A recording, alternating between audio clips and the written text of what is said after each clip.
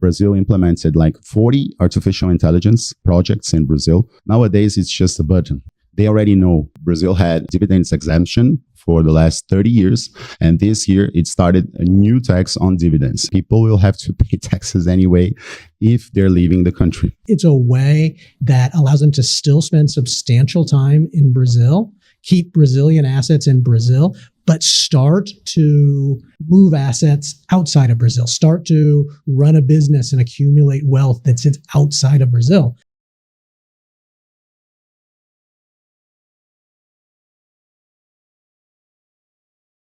Welcome back, everybody. Today we have a very special guest, Bata Simones, who is an international tax lawyer in Brazil.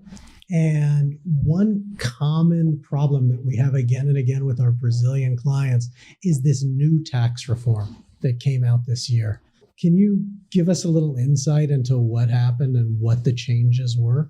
Sure. So, hi, Jeremy. It's a pleasure to be with you. It's always an honor because you're a specialist in your field.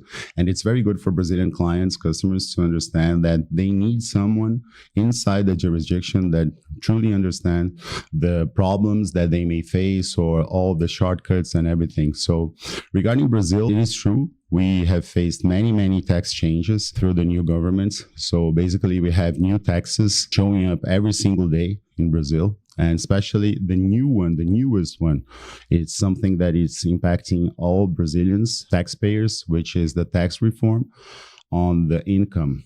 So basically, Brazil had a dividends exemption for the last 30 years. And this year, it started a new tax on dividends. And everybody in Brazil is crazy about it because if you earn more than 50,000 per month, you'll have a withholding tax of 10%. And if you have international partners inside your company, you're going to pay the 10% either way. It doesn't depend on the amount. So for Brazilians, 50,000, and for partners, international partners, 10%. Basically, if you distribute R$1 to them, you'll pay 10% of withholding tax. And also, Brazil is facing another tax reform, basically on the VAT. We're going to have the IBS and CBS. And I believe that people are trying to find alternatives to the tax reform. And basically, we think that international solutions are the best for Brazilian customers.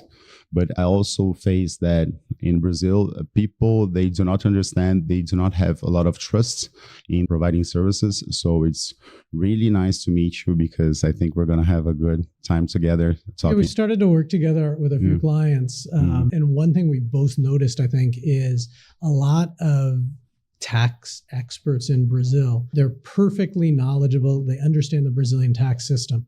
But where they really run into problem, they don't understand international structures. Yes. And they don't understand how these international structures function within the Brazil system. One of the big ones that I see day after day is US LLCs.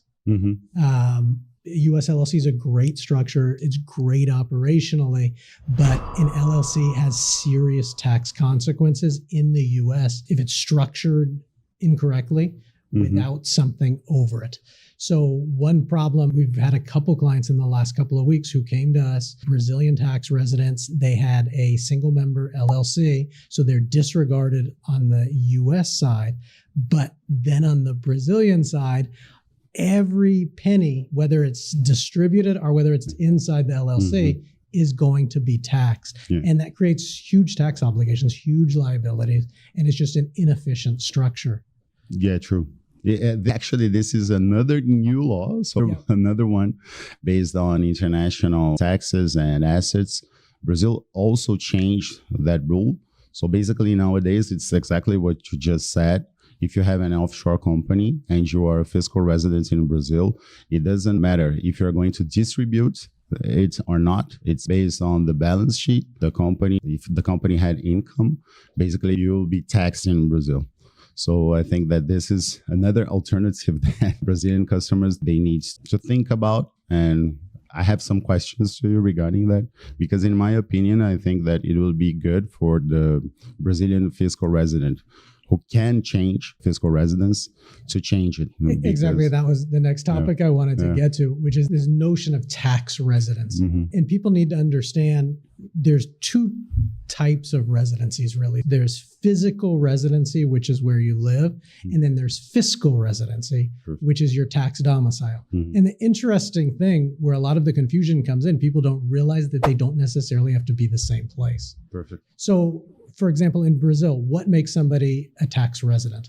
Basically, the law states that if you stay in Brazil more than 180 days, 83 days, and your economic substance is in Brazil, your assets, your things are in Brazil, and you overstay more than 183 days, you are going to be considered a tax resident either way. But I think that we have some opportunities, because this is something that I also want to ask you about, changing fiscal residence. And people, they need to understand that they can stay in Brazil, but they need to assess it differently. So they can change their fiscal residence and continue to have their life in Brazil.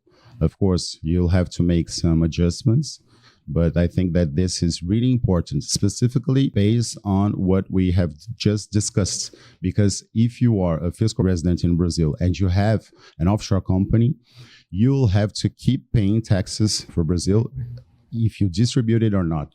So I think it will be a good strategy to change your fiscal residence. You can keep your assets in Brazil, but change your fiscal residence to a country that has, for example, a territorial tax scheme. And then I think it's going to be a good strategy. Yes, the territorial tax concept is interesting. Brazil is not a territorial tax country. It taxes you on your worldwide income. So if you're a Brazil tax resident, that basically means tax authority doesn't care if that income is made, if the income sits in an LLC or another company, because they can see through the corporations. The controlled foreign corporations laws are applicable in Brazil. And this means that if you're a Brazil fiscal resident, your offshore structures aren't necessarily going to be beneficial.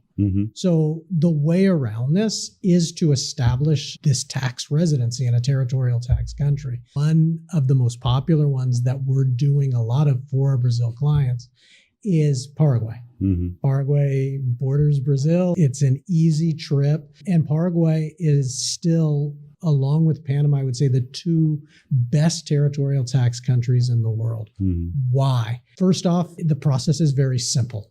Coming from Brazil, you need two documents. You need an apostilled birth certificate, apostilled criminal certificate, both of which in most cases you can get online as a Brazilian citizen in a few days.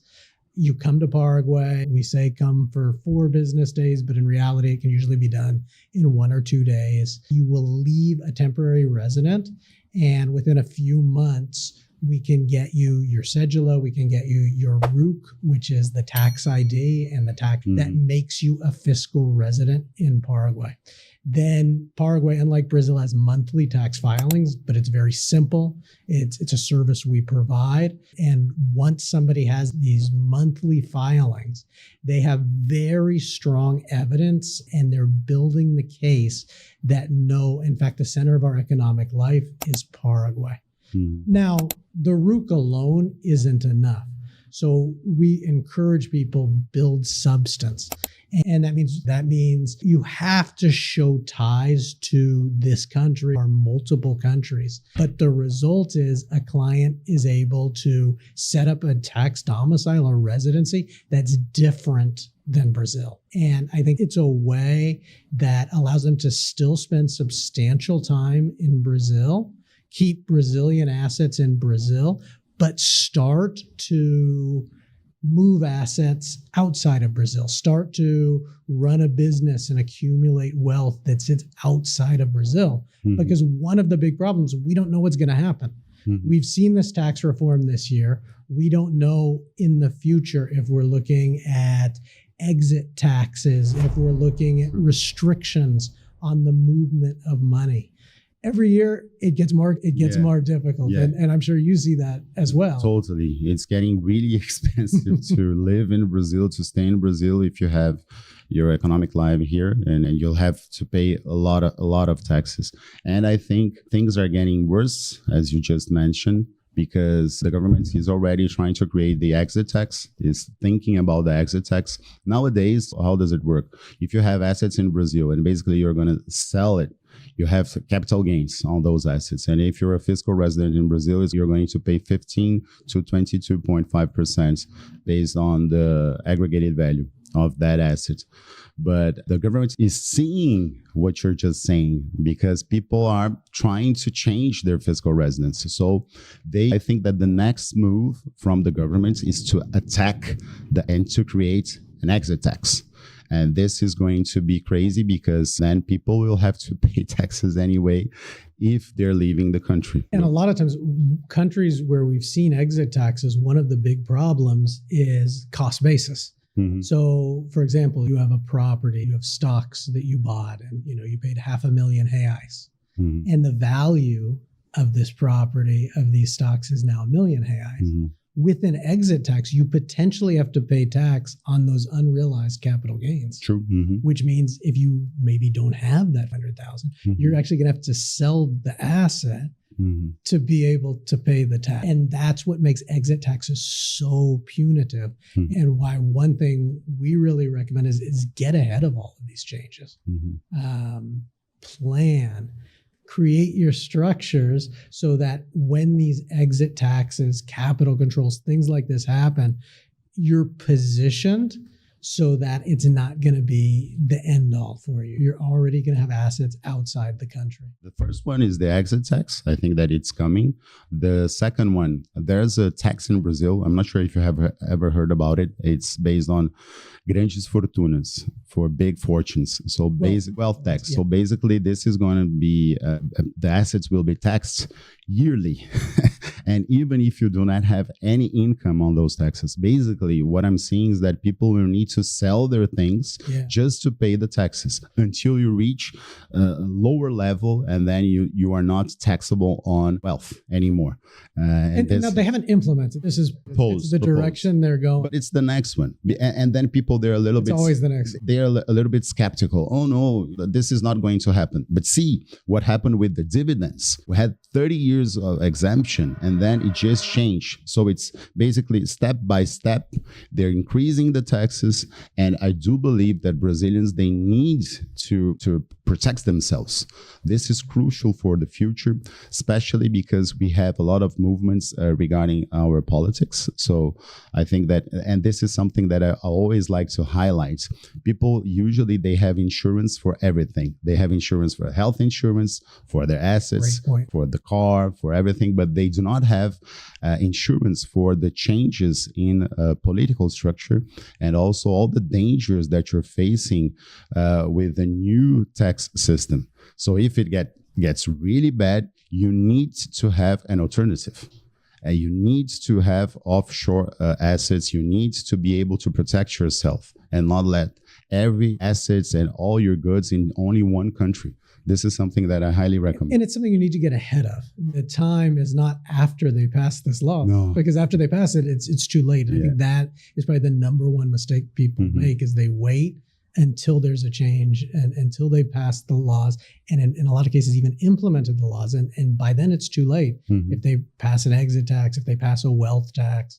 And another point I wanted to make, one thing, I've seen it in Brazil, I've seen it in a lot of the European countries, when they throw out these taxes, it's always, okay, we're going to tax the billionaires, we're going to tax the millionaires. And with a wealth tax, people are like, well, I'm not a billionaire, so I don't care if we're taxing the billionaire. And then the tax is implemented, it's approved, it's even popular.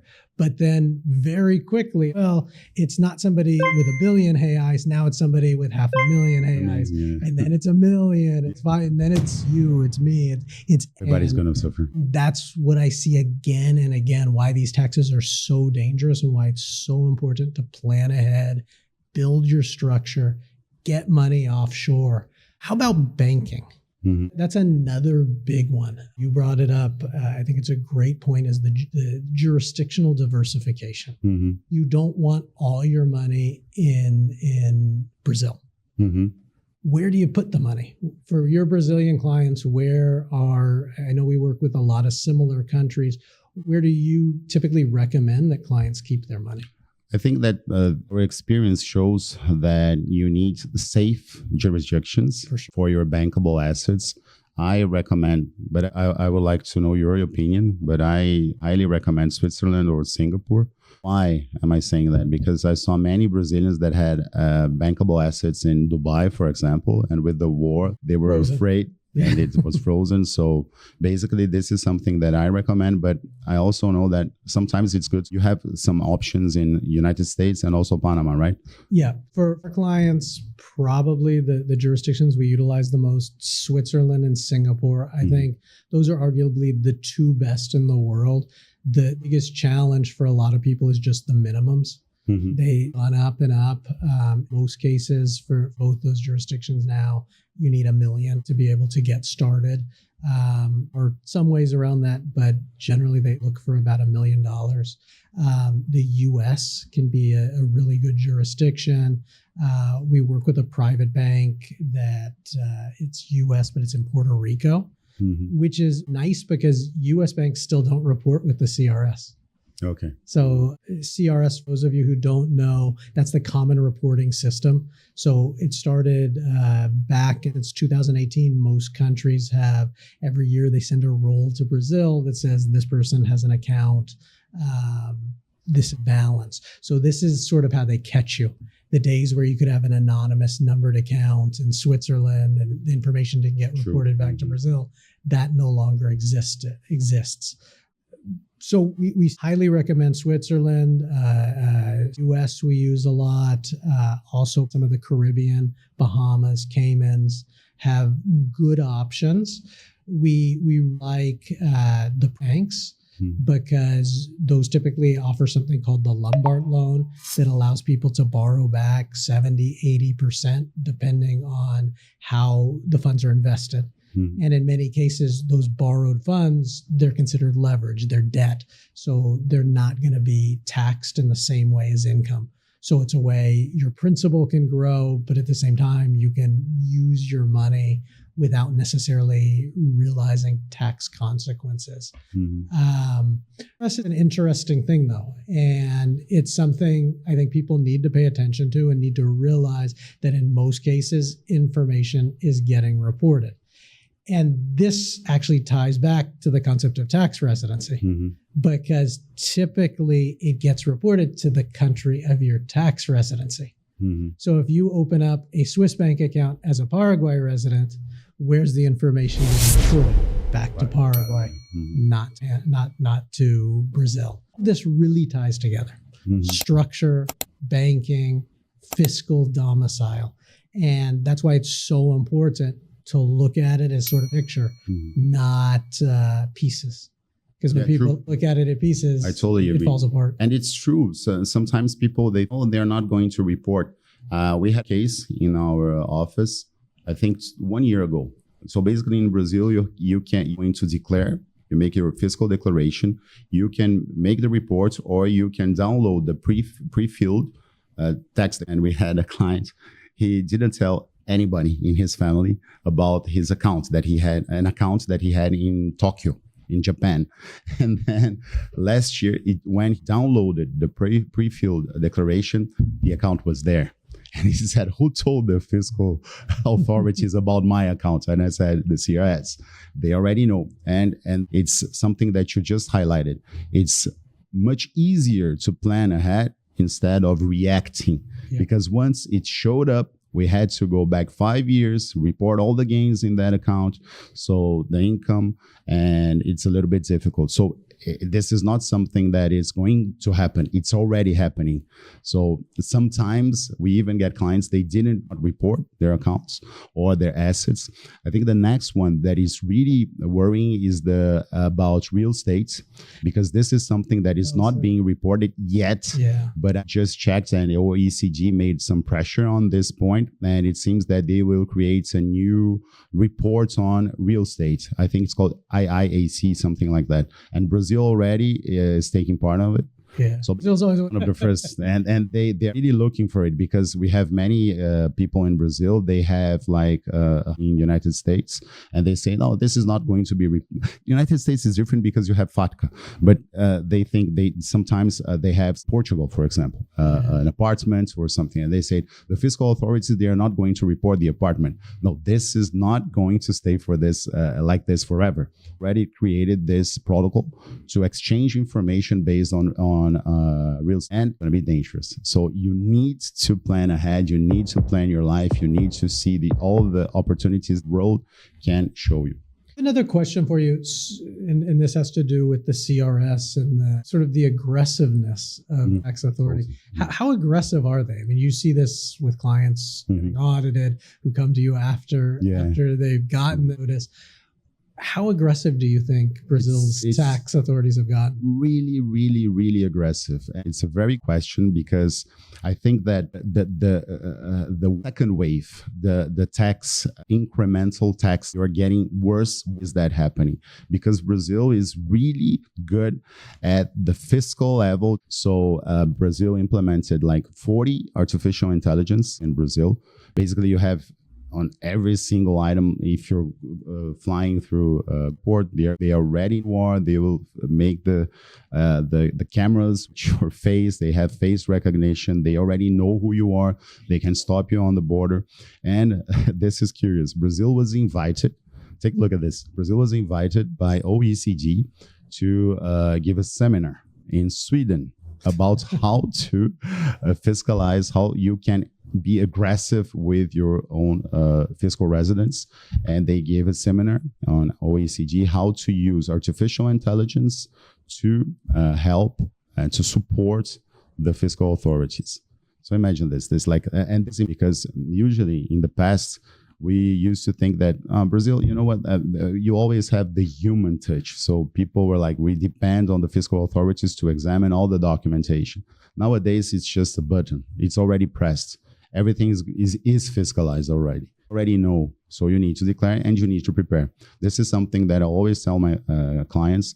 You need to be prepared because they already know. So you cannot have shortcuts. You cannot go on the wrong side of the law. You have to legal routes and structure your assets in a way that is legal and you're going to protect yourself.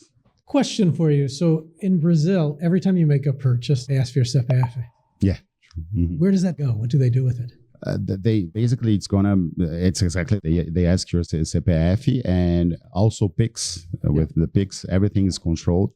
And it goes to this kind of a big system. The super AI. The super AI knows how much you're spending, how much you're earning. And it's truly happening. We got a case from a medical doctor, and sometimes you think, oh, it's not that much money, you know. He got into her account through PIX. Usually this happens sometimes. It's a big mistake. So people, they do not invoices. They charge their customers sometimes, oh, you know what, you PIX.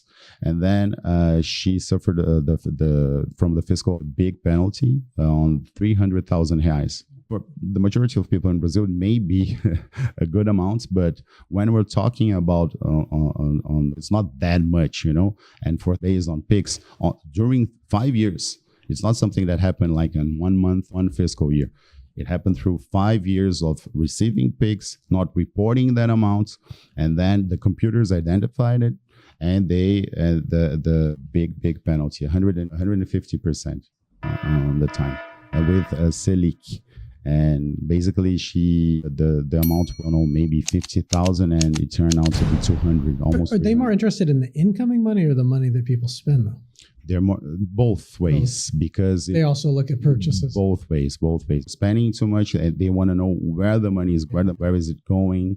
Another one, credit. This is huge also, because through the banks, it's already reported to the fiscal authorities. So people tend to think that, oh, I'm going to spend on my credit card.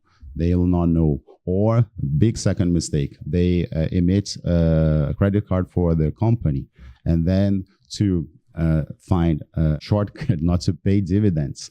Usually they think that if they spend on the company's credit card, it will not be reported, but huge mistake.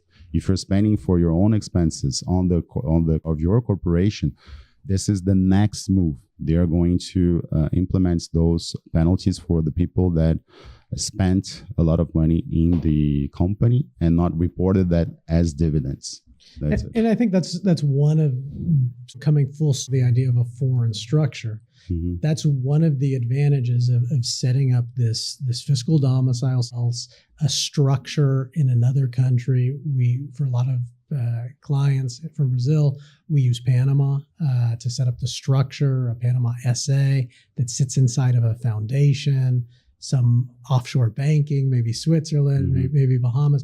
And the advantage is this gives them a method that they can pay in Brazil that's not going to be so easily traceable. Mm-hmm. So what you're mentioning is, as far as the cards, absolutely that's true. And that's what people miss a lot of the times is tax authorities can absolutely trace Brazilian bank, every penny that comes in, every penny that comes out. But if you're using foreign cards, it's a lot more complicated. Mm-hmm. It's not as it just goes to show why it's so important to create structures personally and for your business that sort of sit outside this Brazilian tax system. Mm-hmm. There's another thing that is also really important. I think that in Brazil, it's, entropy. Entropy, predictable. Yeah. And I think Brazilian entropy, from a legal point of view, is really, really hard. It's because you do not have any clue about what is going to happen through all the rulings, the judgments. So it's really common that you're going to taxes, and then in 5 years later, it's going to be considered not legal. And then the Constitutional Court will consider, it's not legal, but anyway, it was already charged. It's going to make a huge impact on our accounts. So it's going to be considered legal while you were paying and not anymore. And this is called modulação in Brazil. Basically, they'll say it's not to charge you through that tax, but since you already paid, it's going to be ours anyway. So they'll retroactively tax you, but they won't retroactively refund you. Refund you. Perfect. That's it. That's it. If you have short structure, if you have plans, you can discuss the tax and you're not going to be impacted.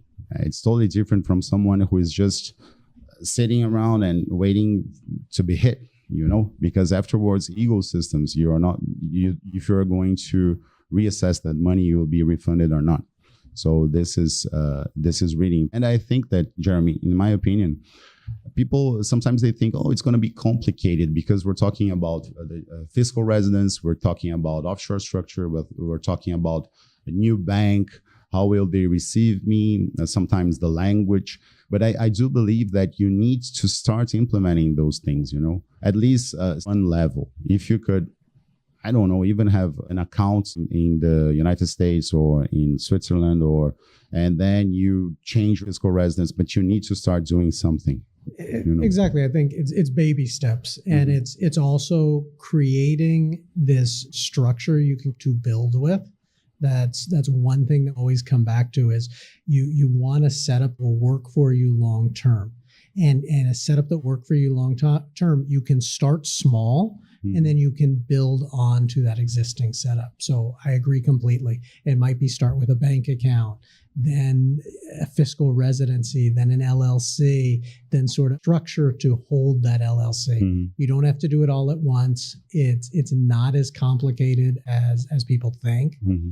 And it's not as people think. It's something that I think so many people think, this offshore world, you have millions and millions of dollars, and that's not true. Mm-hmm. It makes sense from a level lower than people think.